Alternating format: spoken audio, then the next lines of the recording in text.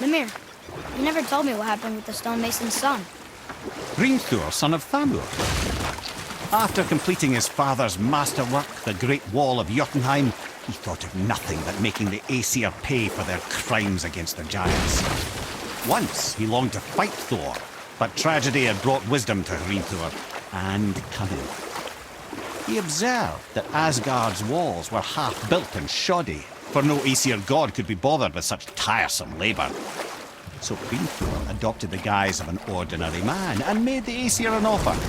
He would build them majestic new walls, and if he couldn't build them within 2 turns of the season, they would owe him nothing for his labours. And if he succeeded, he asked only for an audience with the goddess Freya. Odin agreed, knowing the task was impossible, but intrigued by the stranger. Hrimthur made short work of it, of course. He had the benefit of his father's training and the aid of a magical stallion for fetching stones. Odin was not happy to find himself on the losing end of the wager, but he seemed to uphold his end of the bargain. Freya was sent to meet the mason, and to her surprise, he wanted only to whisper something in her ear.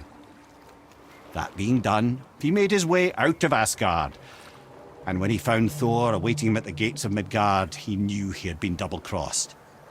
But he didn't care, because his plan was complete. It was? What did he say to Freya? Only she could say for certain, but I've had many moons to work it out. Hrimthur knew that Freya loathed the Aesir, despite her marriage to Odin, and I believe he gave her the secret to Asgard's defences. Some weakness he may have built in, structural or magical, which I expect will be exploited come Ragnarok when Surtur arrives to burn Asgard to ash, if not sooner.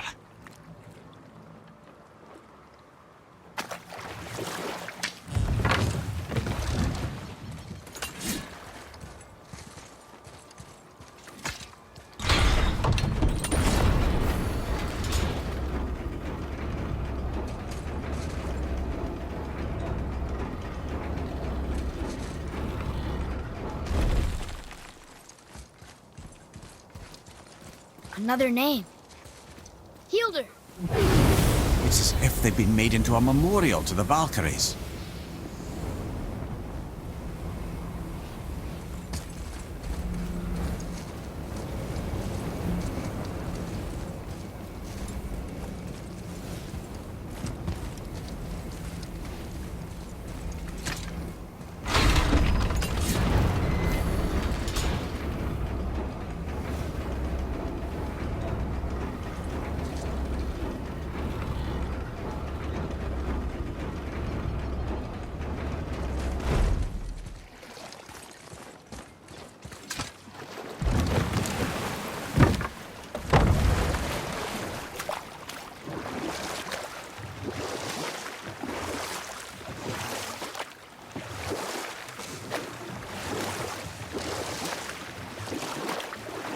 What's that down there?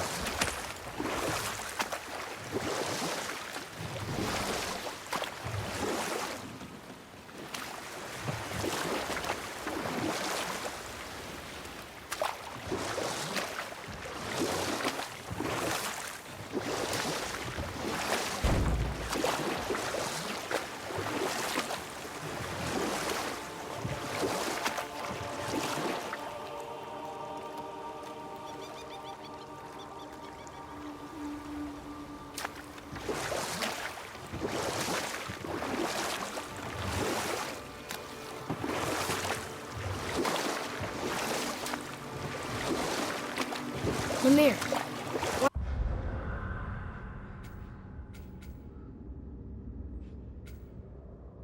Why don't you tell us the story of the giant that stole Thor's hammer? Happily, my boy. It involves your friend Freya, too, though I don't expect it's one she'd enjoy being reminded of. The giant was called Thrym, and he proved cunning enough to make off with Mjolnir while the Thunder Lummox slept.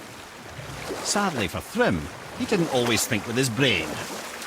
Though he had robbed the greatest giant killer of his greatest weapon, he offered to trade it back to the Aesir in exchange for Freya as his bride. Now, at this point, Freya was married to Odin, and Odin, frankly, would have traded her for a sufficiently strong need, but he saw an opportunity here. Thrym's palace was in Jotunheim, and only giants know the way. By agreeing to the marriage, they'd have to escort Freya back to their realm. So, Odin coerced Freya into using her Seithar magics to conceal Thor, so he could sneak along with her and infiltrate Jotunheim. When the hammer was produced as the wedding dowry, Thor revealed himself.